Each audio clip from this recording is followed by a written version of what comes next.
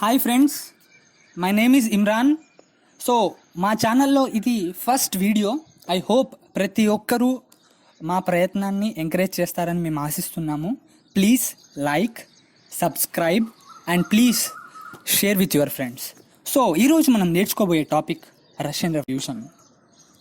Russian revolution అనేది వరల్డ్లోని ఒక important event. Probably French revolution తర్వాత ఆల్మోస్ట్ ప్రతి ఒక్కరి మీద ఇంపాక్ట్ చూపించిన ఏకైక రెవల్యూషన్ రష్యన్ రెవల్యూషన్. చాలామంది లీడర్స్కి, చాలామందికి ఇది ఒక ఇన్స్పిరేషన్. దానికి ఒక బెస్ట్ ఎగ్జాంపుల్ మన ఇండియాలో ఫ్రీడమ్ మూమెంట్ జరిగేటప్పుడు చాలామంది లీడర్స్ రష్యన్ రెవల్యూషన్ నుండి చాలా ఇన్స్పిరేషన్ తీసుకున్నారు. దానికి బెస్ట్ ఎగ్జాంపుల్ భగత్ సింగ్, జవహర్లాల్ నెహ్రూ, ఇంకా చాలామంది ఉన్నారు. సో ఇంతకీ రష్యన్ రెవల్యూషన్ అంటే ఏంటి, జరిగింది అనేది మనం ఈ వీడియోలో చూడబోతున్నాము. అండ్ ఉస్మానియా యూనివర్సిటీ ఎగ్జామినేషన్స్ కానీ సెమిస్టర్ నార్మల్గా దీంట్లో what are the factors for the Russian revolution అనే క్వశ్చన్ లాస్ట్ టైం కూడా అడిగారు. మోస్ట్ ప్రాబబ్లీ ఈ ఇయర్ కూడా రావచ్చని నా గెస్. సో ఈ వీడియోలో మనం ఆ పార్ట్ కవర్ చేయబోతున్నాము. ఈ వీడియోలో ఎస్పెషలీ కాజెస్ మాత్రమే కవర్ చేయబోతున్నాం. నెక్స్ట్ వీడియోలో we will cover the consequences also. So please like, subscribe and share our channel. Let's start.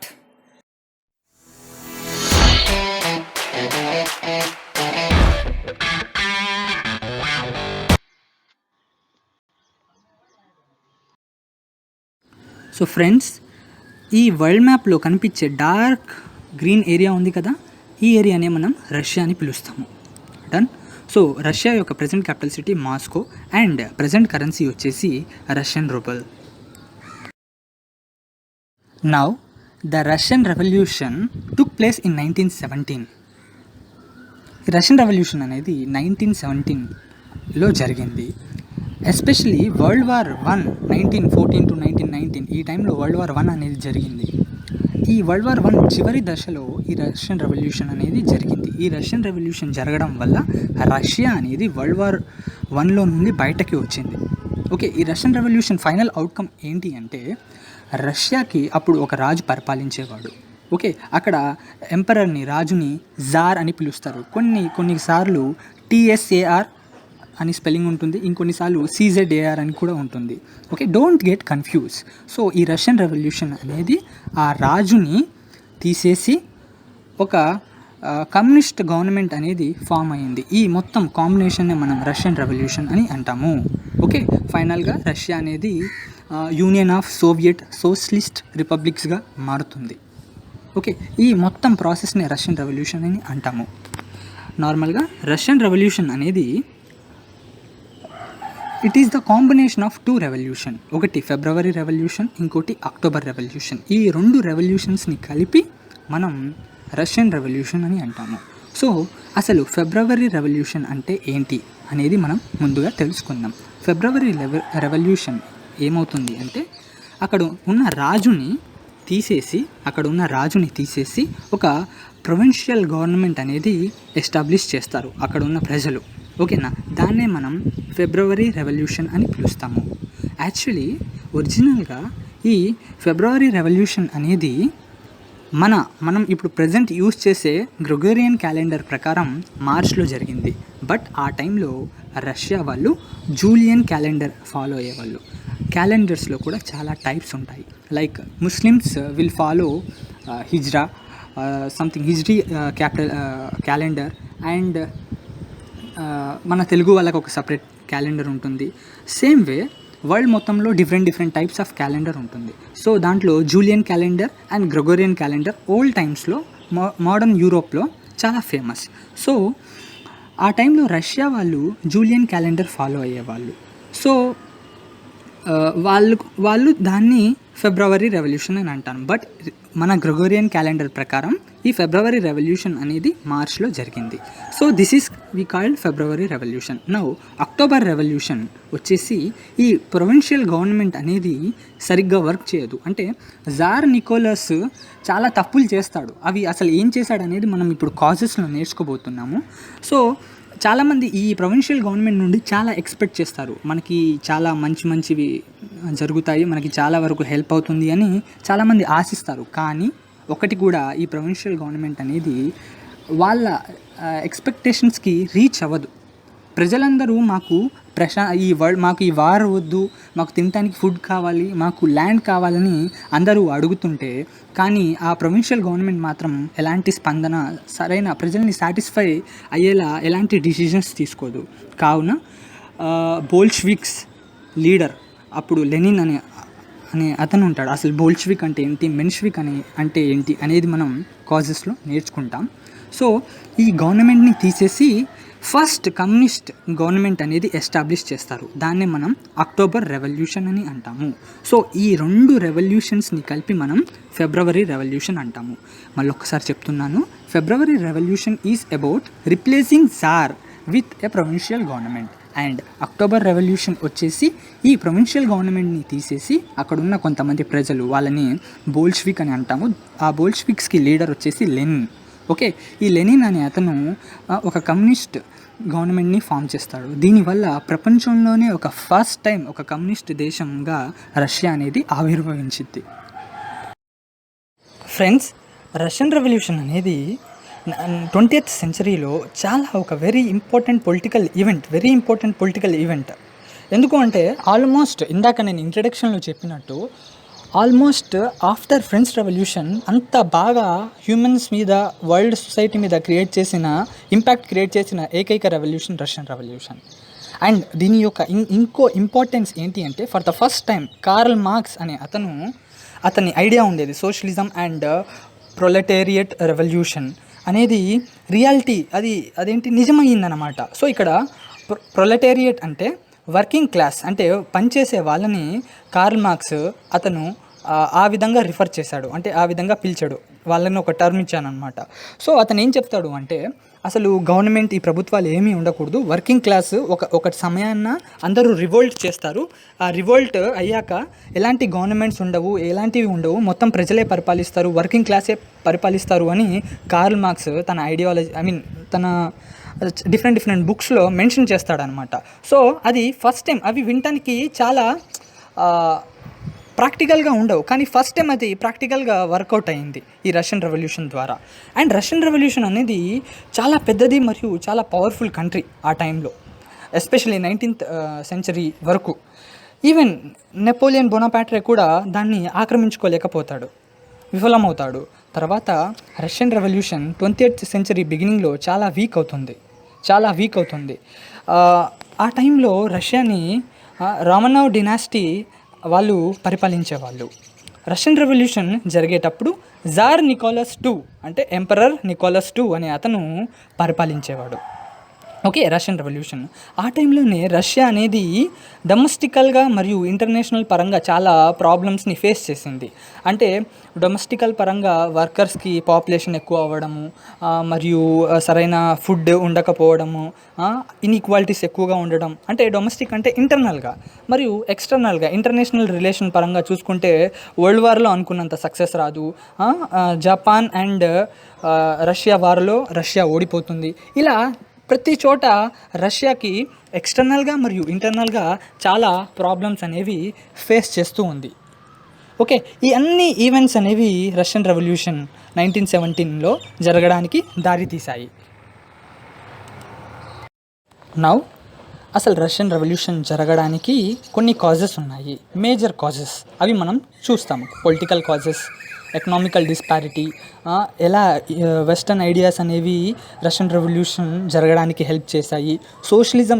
ఈ సోషలిజం అనే కాన్సెప్ట్ బాగా స్ప్రెడ్ అవ్వడం వల్ల రష్యన్ రెవల్యూషన్ జరగడానికి ఏ విధంగా హెల్ప్ అయ్యింది, మరియు అప్పుడు జార్ నికోలస్ II అసమర్థత ఏ విధంగా ఈ రష్యన్ రెవల్యూషన్కి హెల్ప్ అయ్యింది, ఈ మిడిల్ క్లాస్ ఎలాంటి రోల్ ప్లే చేశారు, ఈ ఆర్మీ యొక్క పరిస్థితి, రష్యన్ ఆర్మీ యొక్క పరిస్థితి బాగుండేది కాదు, ఆ పరిస్థితి కూడా రష్యన్ రెవల్యూషన్కి ఏ విధంగా హెల్ప్ అయ్యింది. మరియు 1905లో ఒక రెవల్యూషన్ అనేది జరిగిద్ది. ఓకే, ఆ రెవల్యూషన్ అనేది చాలా చిన్నది, కానీ ఈ రష్యన్ రెవల్యూషన్కి అది ఒక సీడ్లా పనిచేసింది. దాని గురించి కూడా మనం నేర్చుకోబోతున్నాము. కాజెస్లో ముందుగా మనం నేర్చుకోబోయే కాజ్ వచ్చేసి పొలిటికల్ కాజ్. రాజకీయ పరంగా ఎలాంటి కారణాలు రష్యన్ రెవల్యూషన్ జరగడానికి దారితీశాయి. ముందుగా ఒక రకంగా చెప్పాలి అంటే ఫ్రెంచ్ రెవల్యూషన్ జరిగేటప్పుడు రాజకీయ పరంగా ఎలాంటి పరిస్థితులు ఉన్నాయో సేమ్ అదే విధంగా చాలా వరకు రష్యన్ రెవల్యూషన్ జరిగేటప్పుడు కూడా సేమ్ పొలిటికల్ సిచ్యువేషన్ అనేది ఉండేది. ఆ టైంలో ఫ్రెంచ్ రాజు మరియు ఈ రష్యన్ రెవల్యూషన్ జరిగేటప్పుడు రష్యన్ రాజు దగ్గర మొత్తం అబ్సల్యూట్ పవర్స్ అనేవి వాళ్ళ చేతుల్లోనే ఉండేది. అది మొత్తం ఒక ఆటోక్రాటిక్ గవర్నమెంట్. అంటే ఆ రాజు దగ్గరే అన్ని అబ్సల్యూట్ పవర్స్ మొత్తం అతని దగ్గరే ఉండేవి. దీనివల్ల అతనికి ఎలాంటి చెక్స్ లేకుండా మొత్తం అతనే పరిపాలించేవాడు. మొత్తం అబ్సల్యూట్ పవర్స్ అన్నీ అతని చేతుల్లోనే ఉండేవి. అదొకటి. మరియు ఈ రష్యన్ రెవల్యూషన్ జరగడానికి పొలిటికల్ కాజెస్లో 2 వార్స్ అనేవి చాలా ఇంపార్టెంట్ రోల్ ప్లే చేశాయి. ఒకటి క్రిమియన్ వార్, అది 1853 to 1856 వరకు జరిగింది. ఇంకోటి రూసో జపనీస్ వార్, ఇది 1904 to 1905 వరకు జరిగింది. సో ఈ క్రిమియన్ వార్ అనేది Russia versus Ottoman empire, Britain and France, ఈ 3 కంట్రీస్ అలయన్స్గా ఫామ్ అయ్యి యుద్ధం చేస్తారు రష్యాతో. ఆ యుద్ధంలో రష్యా అనేది ఓడిపోతుంది. మరియు రూసో జపనీస్ వార్, ఇది ఒక రకంగా చెప్పాలి అంటే ఇమీడియట్ ఇంపాక్ట్ అనేది బాగా క్రియేట్ చేసింది.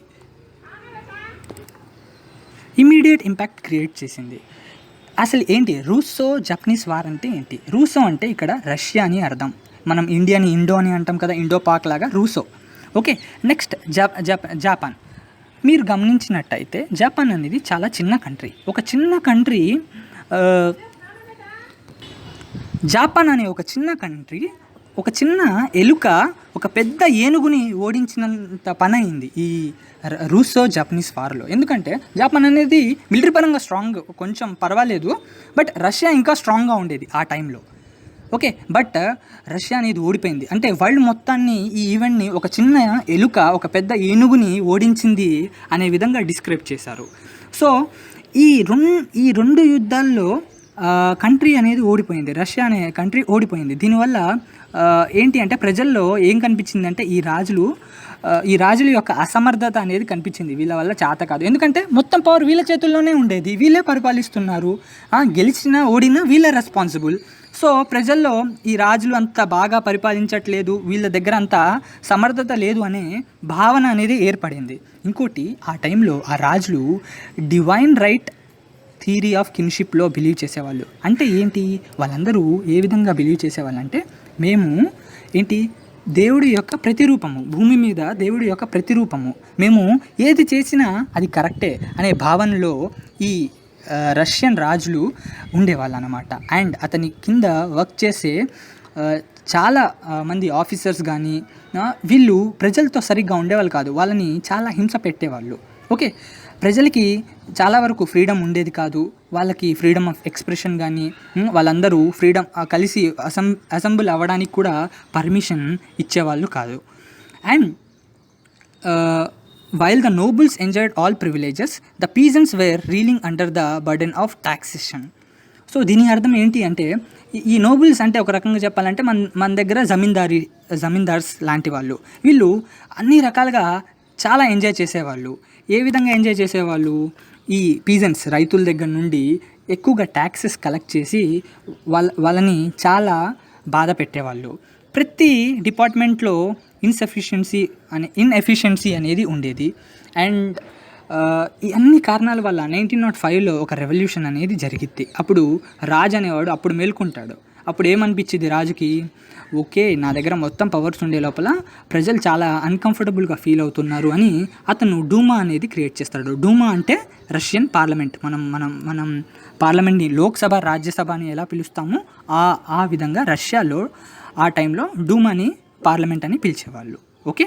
సో ఈ డూమాని క్రియేట్ చేశాడు. ఈ డూమాకి ప్రజలకి ఒక మ్యాజిక్ లాగా ఏంటంటే, నేను ఒక ఆర్గనైజేషన్ క్రియేట్ చేశాను, ఇప్పుడు నా చేతుల్లోనే ఉండవు అన్ని పవర్స్, ఈవెన్ డూమాకి కూడా నేను పవర్స్ ఇస్తున్నాననే మెసేజ్ ప్రజలకి పంపించడం కోసం ఈ డూమాని క్రియేట్ చేశాడు. బట్ ఇన్ రియాలిటీ ఈ డూమా అనేది అంత పవర్ఫుల్ కాదు. అన్ని పవర్స్ రాజు దగ్గరే ఉండేది. ప్రజలకి రైట్ టు ఓట్ అనేది ఇవ్వలేదు. సో ప్రజలు అనే వాళ్ళు సాటిస్ఫై అవ్వలేదు. ఓకే. సో ఈ పొలిటికల్ ఈవెంట్స్ ఇప్పుడు నేను చెప్పిన కారణాలు ఏంటి అంటే, పొలిటికల్ పరంగా ప్రజల్లో ఒక రకమైన డిస్సాటిస్ఫాక్షన్ని క్రియేట్ చేసింది. This finally resulted in to Russian revolution. ఇది పొలిటికల్ కాజెస్. మనం ఇంకో కాజ్ చూద్దాం. సెకండ్ కాజ్ చూద్దాం. అది వచ్చేసి ఎకనామిక్ డిస్పారిటీ, అంటే ఎకనామిక్ ఇన్ఈక్వాలిటీ. రష్యన్ రెవల్యూషన్లో 19th సెంచరీలో టూ క్లాసెస్ ఉండేవి రష్యాలో. ఒకటి నోబుల్స్, ఇంకోటి సర్వ్స్. సో నోబుల్స్ అనే వాళ్ళు, వీళ్ళ దగ్గర ఎక్కువ ల్యాండ్ ఉంటుంది. ఓకే. వీళ్ళే ఆ కంట్రీలో ఆ రాజు దగ్గర ఉన్న ఇంపార్టెంట్ అఫీషియల్ ప్లేసెస్లో వీళ్ళే ఉండేవాళ్ళు అన్నమాట. సో ఒక రకంగా చెప్పాలంటే జమీందారీస్, వీళ్ళ దగ్గరే అన్ని రకమైన పవర్స్, ల్యాండ్ మొత్తం, వెల్త్ మొత్తం వీళ్ళ చేతుల్లోనే ఉండేది. ఇంకోటి సర్వ్స్, ఒక రకంగా చెప్పాలంటే స్లేవ్స్. ఓకే. వీళ్ళు పీజన్స్. ఓకే. సో వీళ్ళ దగ్గర ల్యాండ్ ఉండేది కాదు. వీళ్ళు ఈ నోబుల్స్ దగ్గర స్లేవ్స్లా వర్క్ చేసేవాళ్ళు. వీళ్ళ పరిస్థితి చాలా మిజరబుల్గా ఉండేది, చాలా దరిద్రంగా ఉండేది. ఎంత అంటే వాళ్ళకి తినడానికి సరైన ఫుడ్ లేక వాళ్ళు చాలా చాలా బాధాకరమైన పొజిషన్లో ఉండేవాళ్ళు. అండ్ కొన్ని రోజులు అయ్యాక ఈ నోబుల్స్ అనే వాళ్ళు వీళ్ళకి ఫ్రీడమ్ ఇచ్చేసారు. అంటే వాళ్ళని వదిలేసాక కూడా వీళ్ళ ఎకనామిక్ సిచ్యువేషన్స్ అనేవి అనుకున్నంత ఇంప్రూవ్ అవ్వలేదు. చాలా కొంచెం మాత్రమే ఇంప్రూవ్ అయ్యింది. సో రష్యాలో ఇండస్ట్రియల్ రెవల్యూషన్ అనేది జరిగింది. ఈ ఇండస్ట్రియల్ రెవల్యూషన్ వల్ల చాలా ఫ్యాక్టరీస్ అనేవి రష్యాలో అనేవి ఏర్పడ్డాయి. రైట్. సో చాలామంది పీజన్స్ చాలా వాళ్ళ పొలాలని, వాళ్ళ ఊళ్ళని వదిలేసి వాళ్ళందరూ టౌన్స్కి మైగ్రేట్ అయ్యారు. టౌన్స్లో చాలా వరకు న్యూ ఫ్యాక్టరీస్ అనేవి ఎస్టాబ్లిష్ అయ్యాయి. సో అక్కడ పని చేయడానికి, వాళ్ళ లైఫ్స్ని మంచిగా మార్చుకోవడానికి, ఎందుకంటే జీతం వచ్చింది, అప్పుడు వాళ్ళ లివింగ్ కండిషన్ అనేది మారిద్దనే ఒక ఆశతో చాలామంది టౌన్స్కి మైగ్రేట్ అయ్యారు. కానీ వాళ్ళు అనుకున్నంత ఎక్స్పెక్టేషన్స్కి అనుకున్నంత మనీ సంపాదించలేకపోతారన్నమాట. ఎందుకంటే ఆ టైంలో వీళ్ళకి చాలా తక్కువ జీతాలు వచ్చేవి అండ్ వర్కింగ్ అవర్స్ మాత్రం చాలా ఎక్కువగా ఉండేది. అంటే ఎక్కువసేపు వర్క్ చేసేవాళ్ళు, కానీ చాలా తక్కువ అమౌంట్ ఆఫ్ మనీ మాత్రమే వచ్చేది. ఓకే. అండ్ ఫ్రెండ్స్, ఒకటి గుర్తుపెట్టుకోండి, రష్యా అనేది నార్మల్గా యూరోప్లో చాలా వరకు ఇదంతా ఏంటి అంటే ఇండస్ట్రియల్ నేషన్స్. మన ఇండియాలో పాలిటిక్స్ పరంగా కానీ ఏ విధంగా కానీ రైతుల యొక్క ప్రాబ్లమ్స్ని ఏ విధంగా హైలైట్ చేస్తారో, ఈ యూరోపియన్ కంట్రీస్లో వర్కర్స్ యొక్క ప్రాబ్లమ్స్ని ఆ విధంగా హైలైట్ చేస్తారు. అందుకే అక్కడ వర్కర్స్ అనేవాళ్ళు మన దగ్గర రైతులు ఎలాగో అక్కడ వర్కర్స్ అలాంటి వాళ్ళు అనమాట. ఓకే. సో వీళ్ళ వర్కింగ్ అవర్స్ అనేవి ఎక్కువగా ఉండేవి అండ్ వీళ్ళ సాలరీస్ అనేవి తక్కువగా ఉండేది. అండ్ వీళ్ళకి ట్రేడ్ యూనియన్స్ ఫామ్ అయ్యే పర్మిషన్ కూడా ఉండేది కాదు. ట్రేడ్ యూనియన్స్ ఎందుకు? వీళ్ళు ఈ విధంగా ఫామ్ చేసుకొని వాళ్ళ ప్రాబ్లమ్స్ సాల్వ్ చేసుకోవచ్చు, కానీ దానికి పర్మిషన్ ఇచ్చేవాళ్ళు కాదు. సో వీళ్ళ కండిషన్స్ అనేవి చాలా దారుణంగా సిచ్యువేషన్స్ అనేవి క్రియేట్ అయ్యాయి. సో ఈ సిచ్యువేషన్స్ వల్ల వీళ్ళు కమ్యూనిజం సైడ్ బాగా అట్రాక్ట్ అయ్యారు. కమ్యూనిజం అంటే ఏంటి? కమ్యూనిజం అనేది ఇక్కడ వర్కింగ్ క్లాస్కి ఎక్కువగా, ఈ ఐడియాలజీ ప్రకారం వర్కింగ్ క్లాస్ వీళ్ళే రూల్ చేస్తారు. అందరికీ ఈక్వాలిటీ ఉండాలి, ఎకనామిక్ ఈక్వాలిటీ ఉండాలి అనే ఫిలాసఫీ ప్రీచ్ చేసేది ఈ కమ్యూనిజం. ఓకే. సో చాలామంది ఈ కమ్యూనిజం సైడ్ బాగా అట్రాక్ట్ అయ్యారు. Karl Marx is one of the major preacher of communism. Done. Next, the new force assured them that it will end all economic ills and promised a better standard to the Russians. ఈ communism అనేది ప్రజల్లో ఎలాంటి నమ్మకం ఇచ్చింది అంటే, ఈ communism మనం follow అయితే ఫ్యూచర్లో మనకి ఎలాంటి ఎకనామిక్ ఇన్ఈక్వాలిటీస్ ఉండవు, మరియు మనం ఒక డీసెంట్ స్టాండర్డ్ ఆఫ్ లైఫ్, అంటే తినడానికి తిండి, మరియు ఉండడానికి ఒక ఇల్లు, వేసుకోవడానికి మంచి బట్టలు, ఇలాంటివి బేసిక్ థింగ్స్ బ్రతకడానికి చాలా బాగా ఉంటుందని వీళ్ళు ఒక ఆశతో కమ్యూనిజం సైడ్ బాగా అట్రాక్ట్ అవుతారు. థర్డ్ కాజ్ వచ్చేసి influence of the western ideas. రష్యాకి వెస్టర్న్ అంటే యూరోప్లో ఉన్న చాలా ఈ ఐడియాస్, వెస్టర్న్ యూరోప్లో ఉన్న చాలా ఐడియాస్ ఏ విధంగా రష్యన్స్ మీద ఇన్ఫ్లుయెన్స్ చేసిందో చూద్దాము. ముందుగా రష్యాలో ఇంటలెక్చువల్స్ బాగా ఇన్ఫ్లుయెన్స్ అయ్యారు. ఇంటలెక్చువల్స్ అంటే బాగా చదువుకున్న వాళ్ళు, మంచి సొసైటీ మీద బాగా అవగాహన ఉన్న వాళ్ళు ఈ వెస్టర్న్ ఐడియాస్కి బాగా ఇన్ఫ్లుయెన్స్ అయ్యారు. నేను ముందే చెప్పాను, వరల్డ్లో టూ రెవల్యూషన్స్ అనేవి చాలా ఇంపార్టెంట్. ఒకటి వచ్చేసి ఫ్రెంచ్ రెవల్యూషన్, ఇంకోటి వచ్చేసి రష్యన్ రెవల్యూషన్. అంటే హ్యూమన్ పర్స్పెక్టివ్లో. ఎందుకంటే ఈ ఫ్రెంచ్ రెవల్యూషన్ అనేది అసలు మనిషి యొక్క బేసిక్ రైట్స్ అంటే ఏంటో నేర్పించింది. అండ్ ఈ రష్యన్ రెవల్యూషన్ కూడా చాలా సిమిలర్గా ఉంటుంది. సో ఈ ఫ్రెంచ్ రెవల్యూషన్ అనేది చాలామందికి ఇన్స్పైర్ చేసింది. ఏ విధంగా ఈ రష్యన్ రెవల్యూషన్ అనేది మన ఇండియన్ ఫ్రీడమ్ ఫైటర్స్కి ఇన్ఫ్లుయెన్స్ చేసిందో, అదేవిధంగా రష్యన్ రెవల్యూషనరీస్కి వాళ్ళకి ఫ్రెంచ్ రెవల్యూషన్ అనేది ఇన్స్పిరేషన్గా బాగా హెల్ప్ అయ్యింది. So and intellectual revolution gives birth to A political revolution. ఎప్పుడైతే ఇంటలెక్చువల్స్ పరంగా వాళ్ళకి కొత్త ఆలోచనలు బాగా ఎన్లైట్ అవుతారో అప్పుడే ఆ ప్రదేశంలో, ఆ దేశంలో బాగా రెవల్యూషన్ అనేది ఏర్పడుతుంది. ఫ్రెండ్స్, ఇప్పుడు మీరు జస్ట్ ఒకటి గమనించండి. ఒక కామన్ పర్సన్కి ఎలాంటి నాలెడ్జ్ ఉండదు, వాడికి ఫ్రస్ట్రేషన్ ఉంటుంది, కానీ ఏం చేయాలో తెలియదు, వాడికి అసలు ఏంటో తెలియదు. బట్ ఇంటలెక్చువల్స్, చదువుకున్న వాళ్ళు, మేధావులు, వీళ్ళకి ఏం చేయాలో తెలుసు. ఈ పరిస్థితి ఎందుకు వచ్చిందో దానికి కారణం కూడా వీళ్ళకి తెలుస్తుంది. కావున చాలా వరకు ప్రజల్ని బాగా ఇంపాక్ట్ క్రియేట్ చేశారు. వీళ్ళు ప్రజల్లో చాలా నమ్మకం క్రియేట్ చేశారు ఈ ఇంటలెక్చువల్స్. సో ఈ western thought and western philosophy అనేది ఈ లీడర్స్, ఈ ఇంటలెక్చువల్స్ బాగా వాళ్ళ మీద చాలా ఇంపాక్ట్ క్రియేట్ చేయడం వల్ల వాళ్ళు రష్యన్ ప్రజల్లో చాలా చేంజ్ తీసుకురావడానికి ప్రయత్నించారు. అల్టిమేట్లీ మొత్తానికే ఆ ఎగ్జిస్టింగ్ ఆర్డర్ ఏదైతే ఈ రాజుల పరిపాలన, ఈ వ్యవస్థ ఉందో మొత్తానికి అదే చేంజ్ అయ్యింది. సో ఫిలాసఫర్స్ లైక్ టాల్స్టాయ్ అనే లియో టాల్స్టాయ్ చాలా ఇంపార్టెంట్ పర్సన్. ఎందుకంటే అతను వార్ అండ్ పీస్ అనే ఒక బుక్ రాస్తాడు. ఈ బుక్ వరల్డ్లో one of the most famous book. Even Mahatma Gandhi చెప్తాడు ఒక సందర్భంలో, అతన్ని బాగా ఇన్ఫ్లుయెన్స్ చేసిన బుక్ ఈ వార్ అండ్ పీస్ బుక్. దాన్ని రచించింది ఈ టాల్స్టాయ్.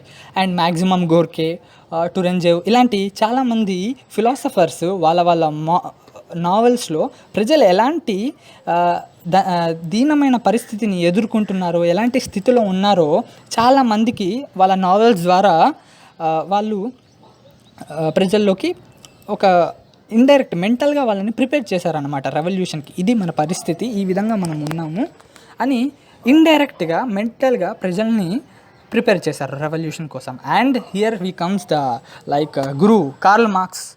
ఇతను ఒక జర్మన్ స్కాలర్. ఇతను డైరెక్ట్లీ ఏం చెప్తాడు అంటే, ఒక వైలెంట్ రెవల్యూషన్, మన ప్రాబ్లమ్స్ అన్నిటికీ, ప్రపంచంలో ఉన్న ప్రాబ్లమ్స్ అన్నిటికీ violent revolution is the answer అని చెప్తాడనమాట. ఓకే, అతను దాస్ క్యాపిటల్ అనే ఒక బుక్ రాస్తాడు అండ్ కమ్యూనిస్ట్ మేనిఫెస్టో అనే బుక్ రాస్తాడు. సో ఇవి రెండు చాలా ఇంపార్టెంట్ బుక్స్. ఈ దాస్ క్యాపిటల్ బుక్లో ఏం చెప్తాడు అంటే, he asked the workers of the world to unite and wage war against the capitalist. ఈ క్యాపిటలిస్ట్ వర్కర్స్ అందరూ యునైట్ అవ్వాలి. ఈ ప్రపంచంలో ఉన్న ఈ క్యాపిటలిస్ట్ పీపుల్కి వ్యతిరేకంగా మనం యుద్ధం చేయాలని దాస్ క్యాపిటల్ బుక్లో అతను చెప్తారు. అండ్ ఈ కమ్యూనిస్ట్ మేనిఫెస్టోలో ఈ ప్రోగ్రామ్, అసలు ఈ సోషలిజం, రెవల్యూషనరీ సోషలిజం ఏ విధంగా ఉండాలి, దాని ప్రిన్సిపల్స్ ఇవన్నీ ఈ బుక్లో రాస్తాడు. అండ్ ఇది చాలామంది రెవల్యూషనరీస్కి హెల్ప్ అయ్యిద్ది అనమాట, చాలా ఇంపాక్ట్ క్రియేట్ చేసిద్ది వాళ్ళల్లో. So so third one, influence of the western ideas. So important peoples, ఎప్పుడైనా సొసైటీలో మేధావులు ఒక రెవల్యూషన్ జరగడానికి చాలా కీ రోల్ ప్లే చేస్తారు. ఎందుకంటే they are like the leaders, they will guide us what to do and what not to do. So philosophers కూడా చాలా కీ రోల్ ప్లే చేస్తారు, వాళ్ళు ఇండైరెక్ట్ రోల్ ప్లే చేస్తారు. అండ్ కార్ల్ మార్క్స్ అనే అతను revolutionaries like Lenin ఇలాంటి important leaders యొక్క ideology మీద బాగా ఇన్ఫ్లుయెన్స్ చూపించి అల్టిమేట్లీ రష్యన్ రెవల్యూషన్ జరగడానికి చాలా ఇంపార్టెంట్ కీ రోల్ ప్లే చేస్తారు. So this is the third cause. Friends, fourth cause వచ్చేసి ద స్ప్రెడ్ ఆఫ్ సోషలిజం. ఈ సోషలిజం అనే కాన్సెప్ట్ అనేది కూడా బాగా స్ప్రెడ్ అయ్యింది. ఎందుకు ముందుగా తెలుసుకుందాము. ఈ 19th సెంచరీ లాస్ట్ క్వార్టర్లో రష్యాలో ఇండస్ట్రియలైజేషన్ అనేది చాలా ఫాస్ట్గా జరిగింది. చాలా కొత్త కొత్త టౌన్స్ అనేవి క్రియేట్ అయ్యాయి. కొత్త కొత్త ఫ్యాక్టరీస్ అనేవి పుట్టగొడుగుల్లా ప్రతి చోట న్యూ ఫ్యాక్టరీస్ అనేవి ఎస్టాబ్లిష్ అయ్యాయి. దీనివల్ల క్యాపిటలిస్టులు బాగా పెరిగారు అండ్ సేమ్ వే ఈ వర్కింగ్ క్లాస్ వాళ్ళు కూడా బాగా పెరిగారు. ఓకే, సో ఇలాంటి సిచ్యువేషన్స్లో ఏమవుతుంది అంటే all along with them rose the evils of factory system which made their lifes and intolerable burden. ఒక ఆశ అనేది ఏర్పడింది. ఇంతకుముందు చాలా స్లోగా ఈ ఇండస్ట్రియలైజేషన్ జరగకముందు ఒక రోజులో ఒక ఫ్యాక్టరీ అనేది 3 షెడ్స్ తయారు చేసేది. కానీ ఇప్పుడు ఈ ఇండస్ట్రియలైజేషన్ అంటే ఈజీగా న్యూ మెషిన్ సిస్టమ్ రావడం వల్ల ఏమైంది, ఒక రోజులో 3 షెడ్స్ తయారు చేసే ఒక ఫ్యాక్టరీ 30 షెడ్స్ తయారు చేస్తుంది. దీనివల్ల ఏంటి, ఎక్కువగా ప్రొడక్షన్ అనేది ఎక్కువగా జరుగుతుంది. సో వర్కర్స్ని ఎక్కువ టైం వర్క్ చేపిస్తే ఇంకా ఎక్కువ ప్రొడక్షన్ జరిగిద్ది అనే ఒక ఆశ ద్వారా ఏమవుతుంది అంటే ఎక్కువగా ఈ ఓనర్స్ అనేవాళ్ళు వర్కింగ్ క్లాస్ వాళ్ళతో ఎక్కువగా వర్క్ చేయించేవాళ్ళు. దీనివల్ల ఎక్కువసేపు వర్క్ చేసేవాళ్ళు కానీ మనీ అనేది చాలా తక్కువగా వచ్చేది. దీనివల్ల ఈ వర్కర్స్ యొక్క పరిస్థితి చాలా దీనంగా తయారైంది. ఓకే, సో ఇలాంటి సమయంలో ఈ రెవల్యూషనరీ సోషలిజం ఈ ఫ్యాక్టరీలో వర్క్ చేసే వాళ్ళల్లో ఈ socialism is the answer for every problem అని వీళ్ళు భావించాలన్నమాట. ఎందుకంటే ఇన్ఈక్వాలిటీ ఎక్కడ చూసినా ఎకనామిక్ ఇన్ఈక్వాలిటీ. వీళ్ళు ఎక్కువసేపు వర్క్ చేస్తున్నారు కానీ వాళ్ళు వర్క్ చేసినంత శాలరీ రావట్లేదు. వీళ్ళ లివింగ్ స్టాండర్డ్స్ కూడా పెద్దగా మెరుగవ్వట్లేదు. దీనివల్ల ప్రజల్లో ఒక అసంతృప్తి, బాగా ఫ్రస్ట్రేషన్ ఉన్నప్పుడు రివోల్ట్ చేయడానికి ఎప్పుడైనా కూడా రెడీగా ఉండే మైండ్ సెట్ అనేది క్రియేట్ అయింది. అండ్ 1895లో వర్క్మెన్స్ సోషల్ డెమోక్రటిక్ పార్టీ అనే ఒక పార్టీ అనేది ఎస్టాబ్లిష్ అయ్యింది. ఓకేనా, లాస్ట్ స్లైడ్లో the peasants were led by middle class radicals అని మనం చదువుకున్నాం. సో మిడిల్ క్లాస్ రాడికల్స్ ఈ ఇండస్ట్రియలైజేషన్ కొన్ని డెవలప్మెంట్స్ వల్ల మిడిల్ క్లాస్ అనే ఒక క్లాస్ అనేది ఏర్పడింది, మధ్యతరగతి. ఓకే, సో ఈ పీజన్స్ వీళ్ళందరికీ ఈ మిడిల్ క్లాస్లో కొంతమంది రాడికల్ ఐడియాలజీ ఉన్న వాళ్ళు లీడర్షిప్ వహించారు. అండ్ నెక్స్ట్ స్లైడ్లో వచ్చేసి 1901లో సోషల్ రెవల్యూషనరీ పొలిటికల్ పార్టీ అనేది ఒకటి ఏర్పడింది. ఓకే, ఈ పొలిటికల్ పార్టీ యొక్క మేజర్ ఎయిమ్ ఏంటి అంటే దే బిలీవ్డ్ ఇన్ టెర్రరిజం అనేది ఒక వెపన్, దానివల్ల మనం ఏదైనా సాధించగలమనే ఐడియాలజీలో వీళ్ళు ఉండేవాళ్ళు. సో వీళ్ళు ఏం చేశారు అంటే ఈ నోబుల్స్ చాలామంది వాళ్ళకి పెద్ద పెద్ద ల్యాండ్స్ ఉండేవి కదా, ఆ ల్యాండ్స్ అన్నిటినీ ఆక్రమించుకొని వాళ్ళల్లో వాళ్ళు పంచుకున్నారు. సో దే బిలీవ్డ్ దట్ ఈ రష్యాలో ఉన్న existing social and political situation చాలా దరిద్రంగా ఉంది. ఈ అన్నిటినీ మార్చాలి అంటే సోషలిస్టిక్ ప్రిన్సిపల్స్ ద్వారానే మార్చగలము. అందరికీ ఈక్వాలిటీ రావాలి అంటే ఈ ల్యాండ్ అన్నిటినీ కన్ఫిస్కేట్ చేసుకొని వాళ్ళలో వాళ్ళు పంచుకోవాలి. అప్పుడే వాళ్ళ లివింగ్ స్టాండర్డ్స్ అనేవి చాలా బాగా ఉంటుంది అని వీళ్ళు బిలీవ్ చేసేవాళ్ళు అన్నమాట. So they believed in a violent method done. Now next 1903లో సోషల్ డెమోక్రటిక్ పార్టీ ఇందాక మనం నేర్చుకున్నాం కదా, ఆ పార్టీ అనేది based on the discipline and tactics, ఏ విధంగా మనము ఈ రష్యాలో ఈక్వాలిటీ ఇవన్నీ తీసుకొని రావాలి అనే విషయం మీద ఈ సోషల్ డెమోక్రటిక్ పార్టీ అనేది 2 విధాలుగా డివైడ్ అయింది. ఓకే,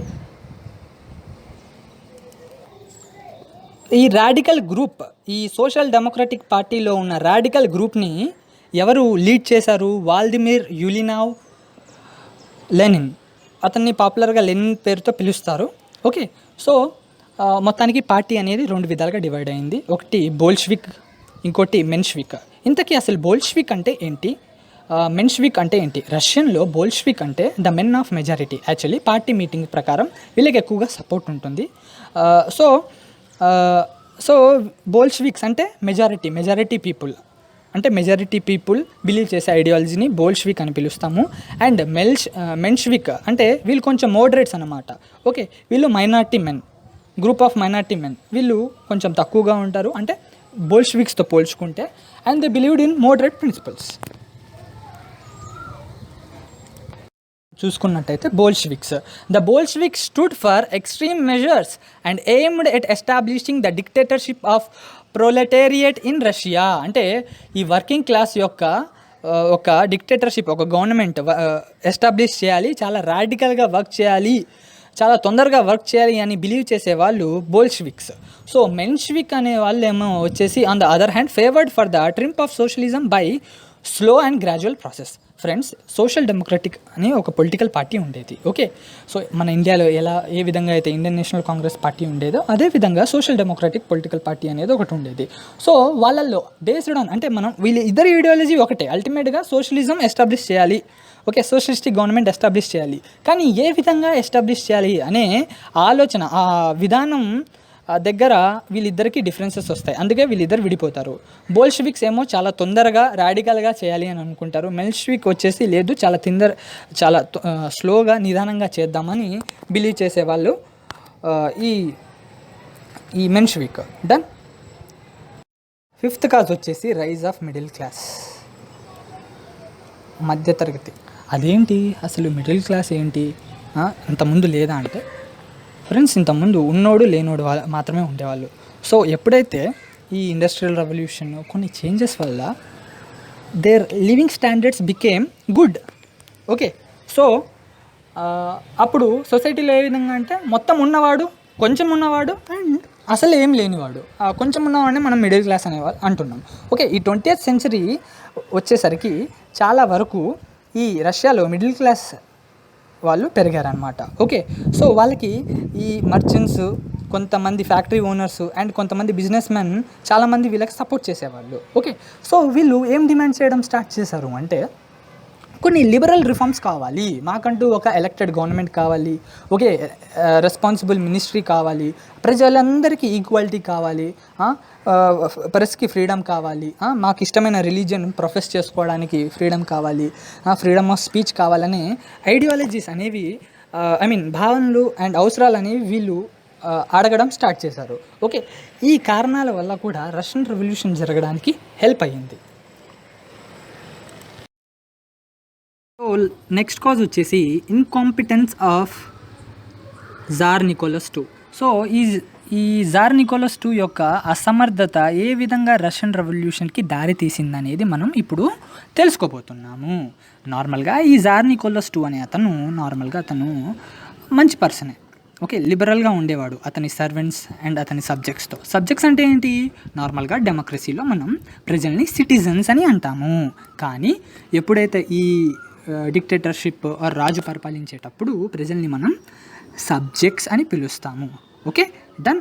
సో బట్ ఇతను మంచి పర్సనే, కానీ ఇతను ఒక నియంతలా పరిపాలించాడు రష్యాని. ఈవెన్ అతని వైఫ్ అలెగ్జాండ్రా, ఆమె కూడా అదే విధంగా పరిపాలించేది, అదే మైండ్ సెట్తో ఉండేది. వీళ్ళిద్దరూ నార్మల్గా మంచిగానే ఉండేవాళ్ళు. కానీ ఈ రాస్పుటిన్ అనే ఒక పీజెంట్ మాంక్, అంటే official monk to the king, adviser, okay, like మహాపూజారి. ఓకే, సో ఇతను ఏం చేస్తాడు అంటే రాజుని మిస్గైడ్ చేస్తాడు, చాలా వరకు మిస్గైడ్ చేస్తాడు అనమాట. ఓకే, సో యాక్చువల్లీ 1905లో will come across it also. 1905లో ఒక రెవల్యూషన్ జరిగింది. యాక్చువల్లీ అది ఒక రెవల్యూషన్ కాదు, ప్రజలందరూ వాళ్ళ ప్రాబ్లమ్స్ అన్నిటినీ రాజుతో చెప్పుకోవడానికి రాజు దగ్గరికి వెళ్తారు గుంపుగా. ఓకే, ఇతను ఏం మిస్గైడ్ చేస్తాడు, ప్రజలందరూ మీ మీద రివోల్ట్ చేస్తున్నాడు అని. ఓకేనా, సో రాజు అతని సైన్యాన్ని ఆర్డర్ చేసి చాలామందిని చంపేస్తాడు. దీనివల్ల చాలామంది చనిపోతారు. ఓకే, ఒక రకంగా ఈ రష్యన్ రెవల్యూషన్ 1917లో జరగడానికి ఇదొక సీడ్. ఈ రెవల్యూషన్ అనేది ఒక విత్తనంలా పనిచేసింది. ఈ విత్తనమే ఒక in course of time within 12 years ఒక పెద్ద వృక్షంలా తయారయ్యి అసలు ఈ జార్ నికోలస్నే మొత్తాన్ని తీసేసింది. ఓకే, సో ఈ రాస్పుటిన్ అనే అతను బాగా మిస్గైడ్ చేశాడు. ఓకే, సో ఇతను ప్రజల యొక్క డిమాండ్స్ని పట్టించుకోలేదు రాజు. ఓకే, అసలు ప్రజలకి ఏం అవసరం అనేది గుర్తించడంలో చాలా దారుణంగా విఫలమయ్యాడు. ఓకే, అండ్ రష్యాలో ఉన్న బ్యూరోక్రసీ కూడా మొత్తం రాజు కిందే వర్క్ చేసేది. చాలామంది బ్యూరోక్రాట్స్ అనేవాళ్ళు రిచ్ ఫ్యామిలీస్ నుండి రావడం వల్ల అసలు పూర్ పీపుల్ అంటే, కామన్ పీపుల్ అంటే ఎలాంటి సింపతి లేకుండా వాళ్ళ మీద చాలా దౌర్జన్యాలు, చాలా చాలా దారుణంగా బిహేవ్ చేసేవాళ్ళు అనమాట. ఓకేనా.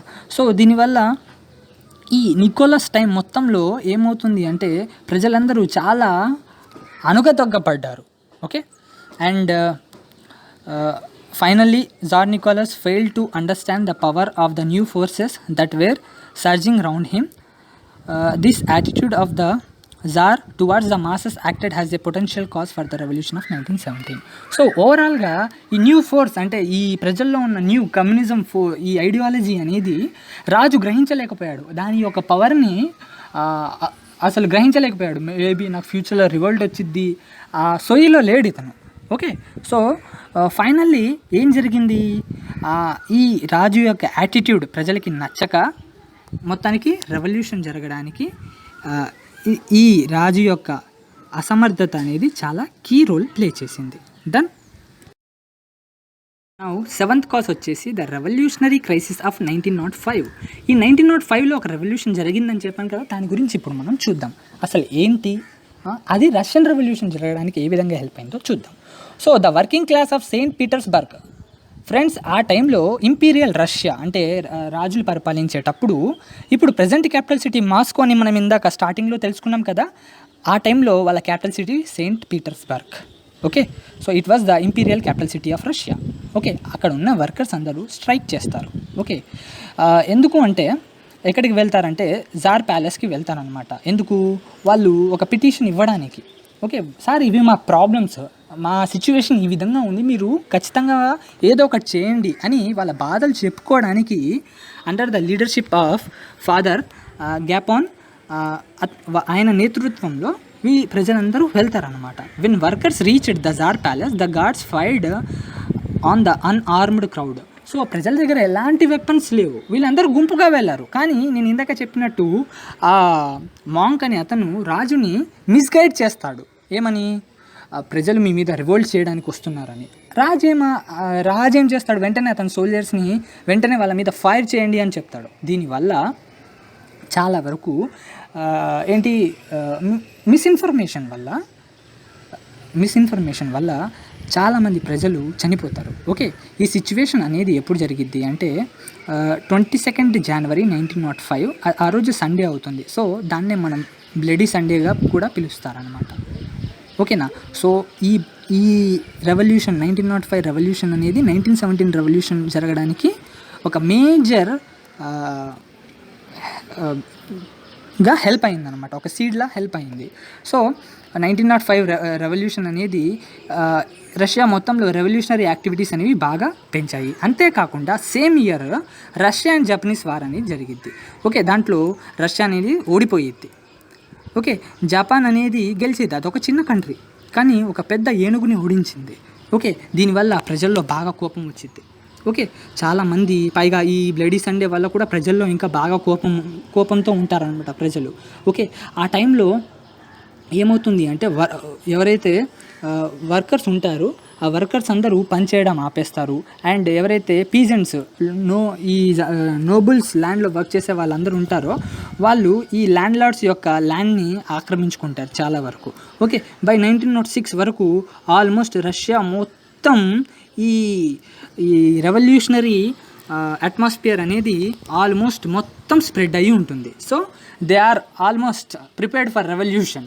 ఇంకా సహనం అనేది ఆల్మోస్ట్ చనిపోయింది. ఇంకా రెవల్యూషన్కి మనం సిద్ధం అవ్వాలి అనే వాతావరణం అనేది రష్యా మొత్తం ఏర్పడింది. లాస్ట్ కాజ్, ఇంపార్టెంట్ కాజ్ వచ్చేసి disability of the Russian army. అంటే రష్యన్ ఆర్మీ అనేది చాలా బలహీనంగా అయ్యిద్ది. ఓకే. ఇది కూడా ఒక రకంగా రెవల్యూషన్ జరగడానికి చాలా హెల్ప్ అయింది. ఏ విధంగానో నేను చెప్తాను చూడండి ఫ్రెండ్స్. ఈ రష్యన్ రెవల్యూషన్ కంటే ముందు నార్మల్గా రష్యా కొన్ని కంట్రీస్తో యుద్ధం చేసేది, చాలా వాటిల్లో ఓడిపోయేది. ఓడిపోవడానికి మేజర్ కారణం ఏంటి అంటే రష్యా ఆర్మీ దగ్గర అడ్వాన్స్డ్ వెపన్స్ లేకపోవడం. Simple reason. Okay. Even first world వార్లో రష్యా అనేది పార్టిసిపేట్ చేసిన మధ్యలోనే విడ్రా అయ్యిద్ది. ఓకే. చాలా వరకు స్టార్టింగ్లో రష్యా అనేది అనుకున్నన్ని విజయాలు సాధించదు, చాలా వరకు ఓడిపోతుంది. ఓకే, తినడానికి సరైన ఫుడ్ స్టఫ్ లేక, కావాల్సిన యుద్ధ పరికరాలు లేక. ఓకే, ఈ గ్రేట్ వార్లో వరల్డ్ వార్ 1ని ద గ్రేట్ వార్ అని కూడా పిలుస్తారు. ఓకే, సో ఈ వార్లో చాలా ఒక రకంగా ఫ్లాప్ షో. ఓకే, దీనివల్ల రష్యన్ గవర్నమెంట్ యొక్క ఎఫిషియన్సీ ఏంటో అర్థమయ్యిద్ది ప్రజలకి. అండ్ సేమ్ వే చాలా వరకు రష్యన్స్కి అర్థమయ్యేది ఏంటి అంటే, మనం మిగతా యూరోప్లో ఉన్న చాలా కంట్రీస్ కంటే చాలా బ్యాక్వర్డ్గా ఉన్నాం. ఎందుకంటే మన రైల్వేస్ మన ఆర్మీని చేర్చడానికి, ట్రాన్స్పోర్ట్ చేయడానికి అంత లార్జ్ ఆర్మీని తీసుకెళ్లే అంత సామర్థ్యం లేదు. అండ్ టెక్నికల్ వెపన్స్ అనేవి మన దగ్గర లేవు. అండ్ యుద్ధానికి సరిపోయే అంత వెపన్స్ కూడా మన దగ్గర లేవు. ఓకే, చాలా వరకు ఈ మినిస్ట్రీ ఆఫ్ వార్ అనే అతను అంటే ఆ మినిస్ట్రీ వాళ్ళు యుద్ధానికి కావాల్సిన పరికరాలు ఆర్డర్ చేస్తారు, కానీ అవి టైంకి డెలివర్ అవ్వవు. దీనివల్ల జరగాల్సిన నష్టం మొత్తం ఆల్రెడీ జరిగిపోయే ఉంటుంది. వరల్డ్ వార్ 1 టైంలో చాలా దారుణంగా ఫ్లాప్ షో అనేది చూపించింది ఈ రష్యన్ ఆర్మీ. దీనివల్ల ఏమవుతుంది అంటే, it created frustration and dissatisfaction among the people of Russia. రష్యాలో ఉన్న ప్రజల్లో చాలా వరకు చాలా ఫ్రస్ట్రేషన్ మరియు డిస్సాటిస్ఫాక్షన్ అనేది ఏర్పడింది. దీనివల్ల ultimately they are about to do a revolution. So ఈ కారణాలు అన్నీ రష్యన్ రెవల్యూషన్కి హెల్ప్ అయ్యాయి. రష్యన్ రెవల్యూషన్ జరగడానికి ఇవి చాలా కీ రోల్గా ప్లే చేశాయి. Thank you so much guys for listening patiently. Video చాలా లెంతీగా ఎక్కువ అయింది. Please don't mind, this is my first YouTube video. దీంట్లో ఏదైనా తప్పు కానీ లేకపోతే ఎక్కడైనా ప్రొనౌన్సియేషన్ ప్రాబ్లం ఉంటే please forgive me, I will correct in my next video. Please like, subscribe and share with your friends. We're coming with more future staff.